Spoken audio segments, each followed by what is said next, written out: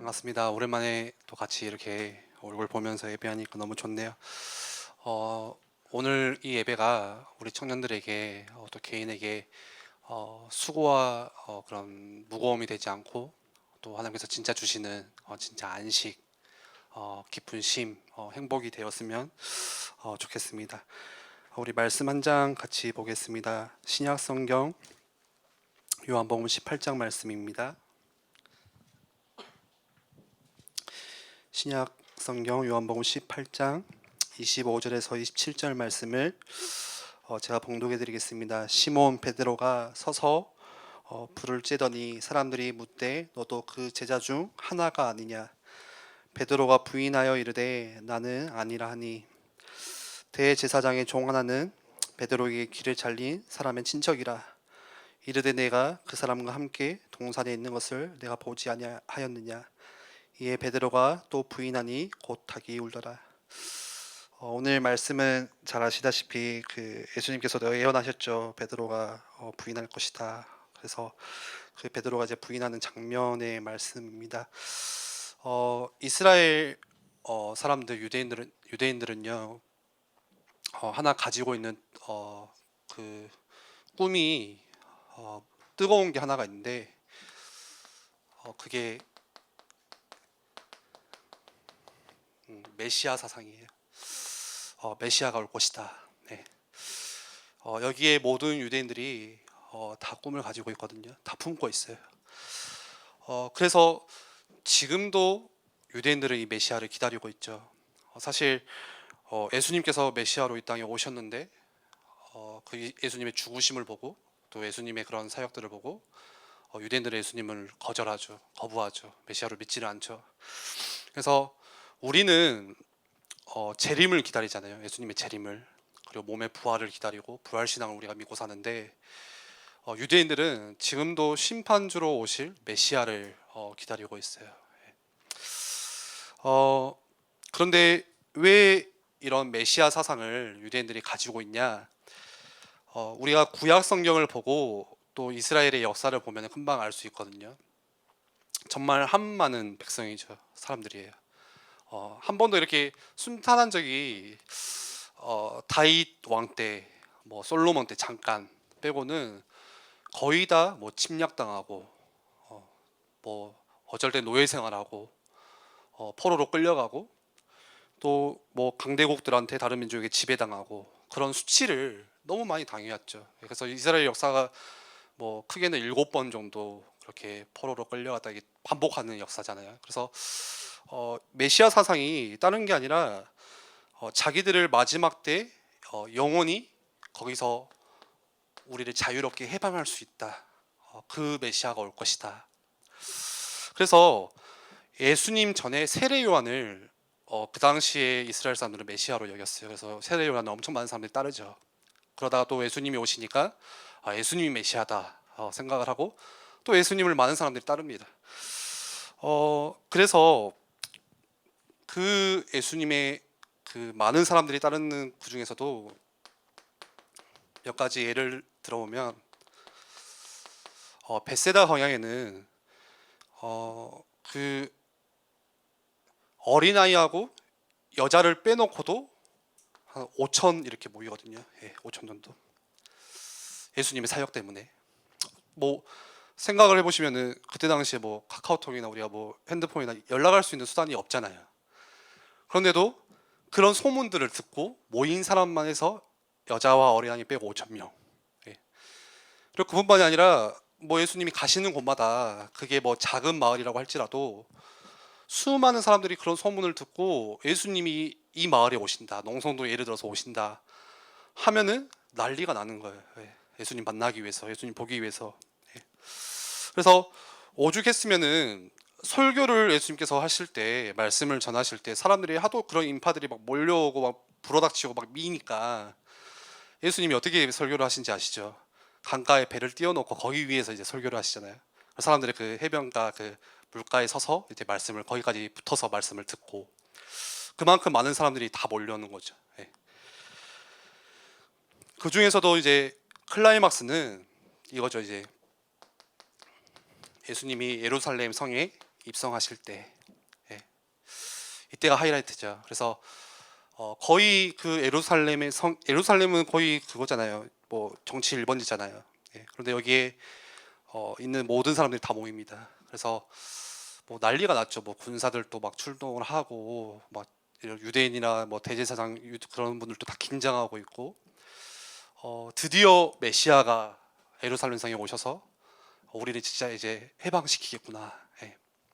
그래서 그 종려나무까지를 막 흔들면서 호산나 호산나 이스라엘의 왕이시여 찬송합니다 하면서 막 겉옷을 던지고, 예, 뭐 레드카펫을 깔고 그러면서 예수님이 어린 나귀를 타고 가시면서 그 많은 수많은 인파들이 다 거기를 행렬하죠. 같이 이렇게.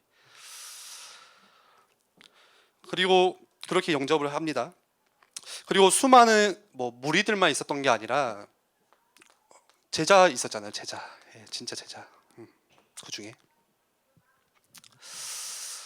그 제자들은 예수님과 3년 동안을 자신의 모든 것 다 버려두고 자신의 뭐 일자리나 뭐 먹고 사는 그런 것 다 내려놓고요. 가족까지 내려놓고 오직 예수님만 따라가요.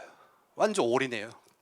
그래서 예수님과 함께 하면서 함께 다니고 또 사역들을 함께 보면서 또 먹고 같이 마시고 또 같이 침상에 누워서 자고 그렇게 예수님과 그렇게 생활을 하거든요. 그게 12명이나 되죠. 그런데 오늘 말씀에 이제 좀 중요한 것은 이렇게 수많은 뭐 사람들이 모여들고요.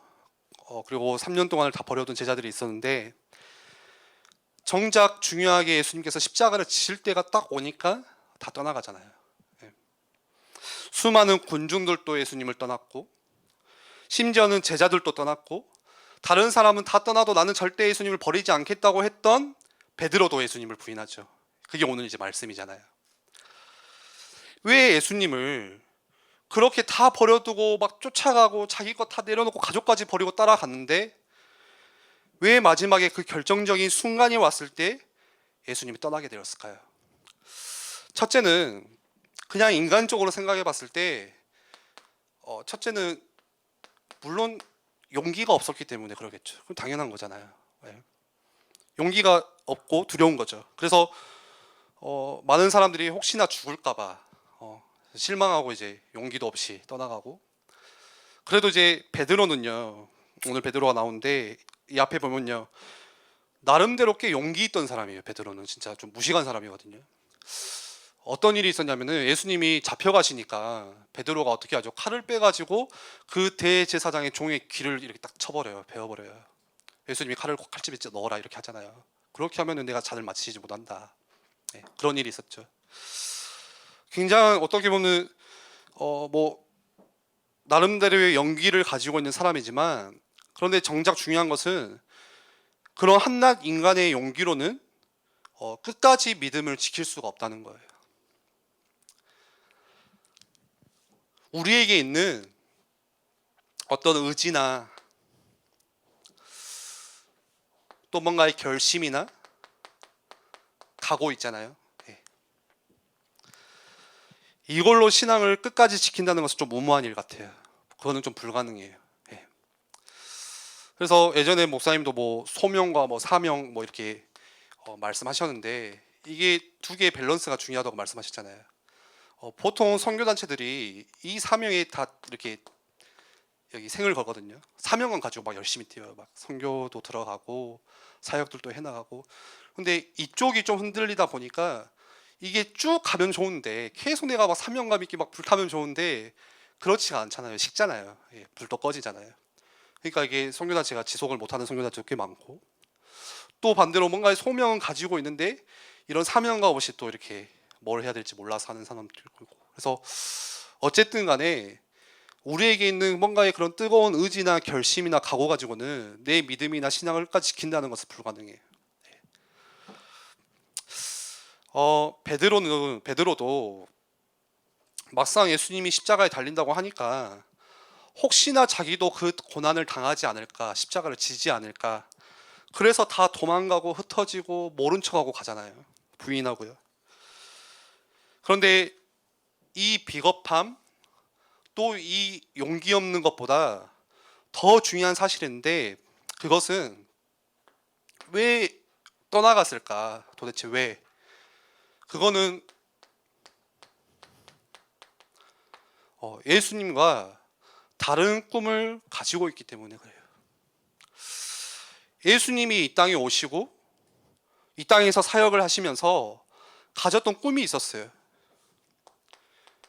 빌립보서 2장 8절 말씀만 보더라도 사람의 모양으로 나타나셨음에 자기를 낮추시고 죽기까지 복종하셨으니 고 십자가의 죽으심이라. 예수님이 이 땅에 오신 것을 죽기 위해서 오셨대요. 우리는 이 땅에 온 것을 살기 위해서 왔거든요. 예수님은 처음부터 이 땅에 오실 때부터 자기를 낮추시기까지 어느 정도 낮추셨죠? 죽기까지 낮추시고 복종하셨어요. 그래서 예수님이 가지신 꿈은 뭐냐? 십자가의 죽음과 죽어야 돼요. 예수님께서. 그게 승리가 돼요. 부활의 승리가 되시고, 그리고 영원한 하나님의 나라. 예수님의 꿈은 이거였거든요. 예수님이 가지신 꿈은.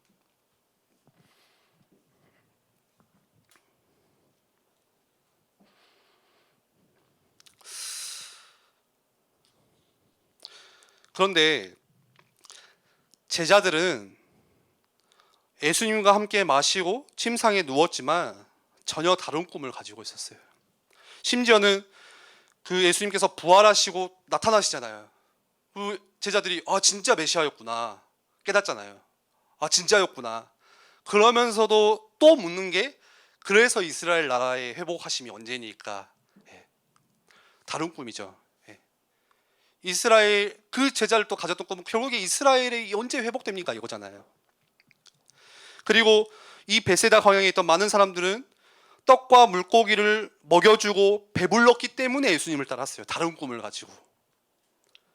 또 다른 군중들은요, 예수님을 만나면 병자들이 고침을 받는다, 내 병을 고칠 수 있지 않을까 생각해서 병 나음을 얻기 위해서 예수님을 따랐어요. 다른 꿈을 가지고요. 또 하나의 중요한 원인도 있었어요. 예수님을 어떤 메시아로 이해했냐?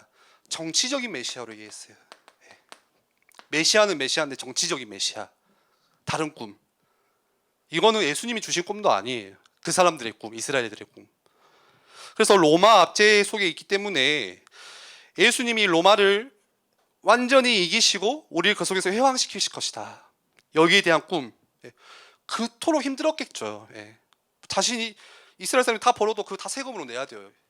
로마에게. 자유가 없어요. 뭐 할 수가 없잖아요. 그러니까 제발 로마만 좀 이렇게 해방되면. 너무 강대국이니까 안 보이는 거예요. 한계가 있는 거예요. 절대 우리가 안 된다는 거예요. 불가능이죠. 그래서 그 메시아가 오면은 우리를 해방시킬 것이다. 그런 다른 꿈들. 특히 그 중에서도 제자들은 그렇게 예수님이 메시아가 되면 내가 한 자리 차지하지 않을까, 그런 인간적인 야망들, 욕심들 가지고 꿈을 꿨죠. 전부 다른 꿈이에요. 결국에는 자신의 꿈이 예수님의 꿈과 다르다는 것을 깨달았을 때, 예수님을 통해서는 내 욕심과 야망을 이룰 수 없다는 것을 알게 되었을 때 서슴없이 예수님이 다 떠납니다. 다 포기하고요. 다 돌아서지요. 그런데 사도행전에 보면요, 그렇게 이렇게 예수님을 떠났는데 이상한 일이 일어나잖아요. 말이 안 되는 일이 일어나요. 그게 뭐죠? 예수님을 떠났던 사람들이 이 사도행전 이 말씀을 요한복음 뒤에 보니까 다시 초대교회 때 예수님을 다시 믿기 시작해요. 제자들만 해도 그래요. 거의 대부분이 예수님 때문에, 그 예수님을 모른다고 떠났는데 나중에는 예수님 때문에, 복음 때문에 순교해요. 다 비겁하게 도망갔던 제자들이 순교자가 되리는 만큼 바뀌거든요. 새 사람이 되거든요. 군중들도 마찬가지였어요. 다 예수님을 떠나고 실망했는데 떡과 병고침을 쫓아서 살다가 예수님을 그렇게 떠났던 사람들이 다시 예수님을 따르기 시작해요. 그리고 환란이 오고 핍박이 오고 죽음이, 순교가 오는데도 불구하고 그들의 수는 줄어들지 않고 3,000이나 되고, 나중에 날마다 그 숫자를 하나님께서 더해 주시고. 참 이상하죠. 당시에 그 유대 사회에서 예수님을 하나님이라고 믿는다는 것은 죽는 일이거든요. 정상적인 사회에서 믿을 수가 없어요. 그래서 숨어서 지내요. 그렇게 생겨난 게 카타콤이잖아요. 지하 묘지에서 거기서 모여서 예배하고 거기서 모여서 성찬하고 거기서 모여서 작은 소리로 찬양하고 마치 그 뭐 중국이나 북한의 지하교회 같이. 심지어는 어떤 기사를 보니 어떤 그 책을 보니까 카타콤에서 태어나서 죽을 때까지 카타콤에서 살았던 사람도 있었대요. 예. 그만큼 숨어 지내면서 신앙을 지켰거든요. 누가요? 그렇게 예수님을 떠났던 사람들이. 예. 그러면 도대체 뭐가 그렇게 사람들을 변하게 만들었을까? 그거는 다른 게 아니라 이거죠, 이거. 그 중에서도 사도행전 2장 1절에 오순절 날이 이미 이름에 오순절 성령 강림의 사건, 그날에 다 같이 한 곳에 모였더니 이 오순절 날에요, 성령을 받고 새 사람이 되고 거듭나기 시작해요. 정말 변화해서 새 사람이 되고요, 그렇게 비겁했던 사람들이 용기 있는 사람이 되고, 자기 목숨을 지키겠다고 예수를 버렸던 사람들이 예수님을 지키겠다고 자기 목숨을 버리기 시작하거든요. 완전 바뀌거든요. 그러니까 그전에는 전부 다 다른 꿈을 가지고 있었는데, 이제는 내가 예수님과 같은 꿈을 가지고 그리고 예수님과 같은 마음을 품고 그렇게 살아가는 사람이 되니까 전혀 다른 새 사람이 된 거죠. 그래서 그 엄청난 로마의 핍박에도 불구하고 신앙을 지킬 수가 있었고, 카타콤에서 로마의 압제에도 불구하고 신앙의 자유를 결국에 얻어내고 복음을 곳곳에 전하게 되는 놀라운 사역들이 일어나게 되죠. 그 한국교회 역사를 보면요, 마치 이 오순절 날 같은 대부흥 운동이 두 번 일어나요. 우리 한국교회사를 보면요. 첫 번째가 1907년도에 대회개 운동으로 시작된 부흥 운동이 있었어요. 그래서 그때 길손주 목사님이 그런 설교를 하시거든요. 나는 아간과 같은 몸입니다. 그렇게 자기의 죄를 자복할 때 많은 그 자리에 모였던 사람들이, 성도들이 그게 시작점이 되어서 다 그 자리에 회개하고 눈물 흘리고 우상을 다 버리고 술 마시면서 방탕했던 생활들을 다 청산하고 그렇게 회개함으로써 교회가 참된 부흥이 일어나기 시작해요. 1907년도에 대부흥 운동이 일어나거든요. 그리고 두 번째 부흥운동은 1970년대부터 시작해서 한 80년대 이렇게 이어졌던 교회의 부흥운동이 있었어요. 그래서 많은 교회들의 그 성도 수가 그때 당시에 뭐 2배, 3배, 4배가 될 정도로 배가가 됐고요. 그때. 그리고 그때 그 부흥회 한다고 하면은 막 마을 사람들이 그냥 막 이렇게 다 같이 모여드는 분위기. 그래서 그때 대형 교회들이 우리나라에 일어나기 시작했고, 대한민국의 천만 성도, 우리 막 천만 성도 이렇게 이야기하잖아요. 그때부터 시작한 거예요. 예, 천만 성도가. 그래서 뭐 지금처럼 뭐 교회가 이제 이런 게 이상한 분위기가 아니라, 야 오늘 뭐 우리 교회 뭐 어떤 목사님이 오셨대. 그 목사님이 뭐 유명한 목사도 아니야. 그냥 부흥회를 하신대. 그러면은 그냥 사람들이 가요. 같이 기도하고 막 이렇게. 그런 분위기에서 일어난 이제 대부흥이었어요. 그런데 지금 제가 두 번째 말씀드렸던 그 교회의 대부흥 운동은요, 물론 보는 사람마다 그런 판단이나 시각이 다르겠지만 초대교회 때 일어난 오순절 사건과는 조금 다른 의미예요. 예, 두 번째는 한국교회가 전부 성령으로 거듭났기 때문에 일어난 부흥운동이 아니라, 조금 우리가 좀 더 이렇게 성찰하게 좀 더 깊이 있게 내다보고 부정적으로 본다면 뭐하고 비슷하냐? 기복신앙과 비슷해요.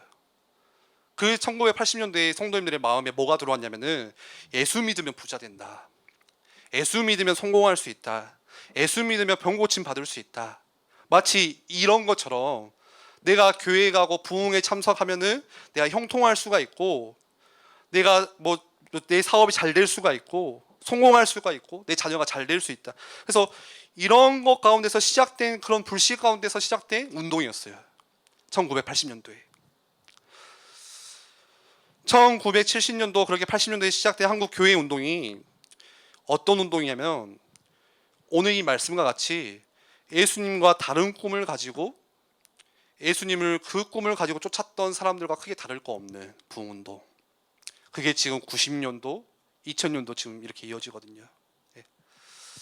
근데 성도 수가 줄고 있잖아요. 이제는 요즘에 뭐 부흥회 한다고 뭐 안 오잖아요. 그 이유가 이거하고 똑같아요. 갔는데 안 되는 거예요. 부자가 된다. 예수 믿으면 부자 될 줄 알았는데 부자가 안 되고, 예수 믿으면 건강을 얻을 줄 알았는데 건강을 안 되니까 이제 교회를 안 가요. 교회를. 남은 사람들은 이제 모태신앙 막 겨우 남아 있는, 이런 것들은 아주 힘이 없어요. 왜죠? 조금만 자기 생각과 다르며 내 꿈을 이룰 수 없다는 것을 알게 되면 서슴없이 교회를 떠나고 예수님을 떠나고 하나님을 떠나겠기 때문에. 그런데 진짜 그 한국 초기에 진짜 부흥운동은 그것과 달랐어요. 그런 운동이 아니었어요. 제가 그 뭐 유튜브로 보고 책을 보니까 그런 일화가 있더라고요. 초기 한국 교회에 이재영이라는 사람이 있었는데 목사님이거든요. 근데 이 사람의 출신이 왕손 출신이에요. 왕가 출신. 집이 왕의 집안이죠. 근데 그 왕손이 예수님을 믿게 된 이유가, 계기가 마부 때문에 믿었대요. 마부가 그 말을 이끌고 이렇게 고삐를 잡아다니면서 그 종이잖아요. 이렇게. 그래서 그 마부가 항상 그 나리를 모시고, 이재영이라는 그 나리를 모시고 뭐 가깝게 산책을 하거나 외출을 나가거나 여행 가면 둘이만 가니까 이제 편하게 이야기를 하는 거죠. 그러면서 항상 했던 말이 나리 예수님 믿으셔야 됩니다. 그걸 항상 던졌대요. 그러니까 그 사람이 듣겠어요? 그 사람 출신 자체가 다르니까, 야, 네 무슨 천한 것이 나한테 예수 믿으라고 하냐? 예수 믿으면 뭐가 달라지냐? 그래서 그렇게 막 핀잔을 줬대요. 야, 예수 믿으면 너 같은 종이 뭐 나처럼 이렇게 귀한 사람이 되냐? 천한 놈이 성공할 수 있냐? 그러니까 그 마부가 했던 대답이 참 훌륭했대요. 그 대답을 듣고 그 이재용이라는 왕손 출신이 목사가 되기로 결심을 했거든요. 어떤 대답을 했냐면, 날이 예수님 믿는 도리는 그런 것이 아닙니다. 마부가 양반이 되기 위해서 믿는 것이 아니라 마부 노릇을 더 잘하기 위해서. 네, 그렇습니다. 어쩌면 우리가 단순한 이런 대답일 수 있지만요, 얼마나 신앙의 깊이가 있는지 몰라요. 진짜로 이 사람은 예수님을 믿는 도리가 무엇인지 그거를 제대로 알고 믿었던 사람인 것 같아요. 그게 초대교회, 한국교회의 모습이었어요. 오늘날 많은 사람들이 질문해요. 야, 예수 믿으면 뭐 달라지냐? 예, 얼마 전에 제가 친구랑도 통화해 보니까, 야, 교회 가면 좀 뭐 바뀌냐? 너무 힘들어 하더라고요. 뭐 그런 것들을 물어보더라고요. 야, 예수 믿으면 뭐 잘 살 수 있냐? 예수 믿으면 내가 병 고침 받을 수 있냐? 건강해지냐? 물론 그게 꼭 나쁜 거라고만은 이야기할 수는 없어요. 그런데 그것 때문에만 우리가 예수님을 믿고 따르면은 오순절 이전에 수많은 사람들이 예수님을 믿는다고 따라다니면서 정작 중요할 때 예수님이 십자가 지실 때 다 떠난 것처럼 똑같아요. 내가 다른 꿈을 가지고 예수님을 믿는 거예요. 나의 뭔가 다른 소망을 가지고 예수님을 믿는 거예요. 그래서 오늘 말씀 속에서 저와 여러분들이 한번 좀 이렇게 스스로 이렇게 질문을 하시면 좋을 것 같아요. 내가 진짜 예수님을 믿는 이유는 뭘까? 내가 예수님을 진짜 믿는 목적은 무엇일까? 단순하죠. 그런데 저도 이번 주에 이런 질문들을 하나씩 해나가다 보니까 이게 쉽지 않은 대답이더라고요. 참 깊이 있더라고요. 내가 진짜 왜 예수님을 믿고 있지? 물론 우리가 부자가 되면 나쁠 게 없어요. 좋죠. 형통하면 좋아요. 그런데 그런 것들이, 그런 축복들이 하나님의 나라, 예수님이 가졌던 꿈, 영원한 하나님의 나라하고는 비교조차 할 수 없어요. 물론 가난하면 힘들어요. 불행해요. 불안해요. 그런데 반대로 돈이 많다고 해서 부자라고 해서 또 행복하지는 않아요. 솔로몬이 대답하잖아요. 모든 것이 헛되고 헛되니 헛되고 헛되도다. 예수님께서도 사마리아 여인을 향해서 너가 마시는 물은 절대 갈증을 해소할 수 없는 물이야. 내가 마시는 생수를 먹어야 돼. 영원히 가라지 않는 그 생수를 마셔야 돼. 정말로 우리가 예수님을 믿는 정확하고 반듯한 목적이, 그 이유를 하나님 나라에 두고 내가 얼마나 거기에 욕심을 내는 사람인지 우리가 한번 생각해 보셨으면 좋겠어요. 그래서 우리가 성령으로 거듭난다는 것은 정말 중요하죠. 한국교회도 성령 운동이 있었어요. 그런데 성경적이지 않았어요. 뭔가 성령 운동하면은 뭔가 신비적인 체험을 생각하고 꼭 방언을 해야 되고, 그런 것들을 성령 체험이라고 생각을 하더라고요. 한국교회 안에서 뭔가 내가 은사를 받아야 되고, 뭐 애언과 현상을 꿈을 꿔야 되고. 그런데 진짜 성령은 뭐죠? 하나님의 영이에요. 이 사도행전 2장에 나타난 오순절날에 일어난 성령 강림 사건은 하나님의 성령의 역사였어요. 뭐가 성령이에요? 하나님의 뜻이 성령이에요. 오늘 말씀과 같이 내가 다른 꿈을 꾸는 것이 아니라 하나님과 예수님과 같은 꿈을 꾸는 것이 성령의 역사예요. 그게. 우리는 오늘 이 말씀을 마무리하면서 진짜 내가 예수님과 같은 꿈을 꾸도록 영원한 하나님의 나라, 여기에 우리의 방향을 맞추고 그러면서 그 하나님의 마음을 함께 헤아릴 수 있고, 예수님께서 예루살렘 성에 입성하셨을 때 우셨잖아요. 예루살렘 성을 보면서 애통해하셨어요.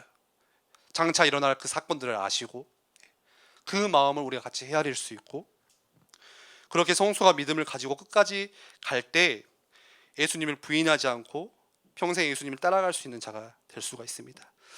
말씀을 마치면서요, 끝으로 나는 진짜로 예수님을 만나면 행복하다, 진짜 예수님을 만나면 내가 살 수 있다고 고백하고 내가 소개할 수 있을지 한번 질문해 보고 싶고요. 또 한 가지는 진짜 예수님을 내가 믿는 이유는 무엇일까? 왜 내가 예수님을 지금 믿고 있는지 라는 질문들을 이번 주에 여러분들 묵상하시면서 답을 찾으셨으면 좋겠습니다. 우리 한 번만 같이 기도하겠습니다.